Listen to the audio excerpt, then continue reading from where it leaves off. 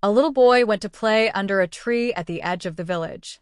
Suddenly, some monkeys jumped down from the tree and started playing with him.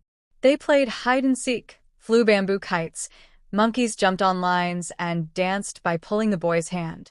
The boy shared the banana with them and ate it. The monkeys happily shouted with sweet voices. They calmed down as the sun turned red as it set.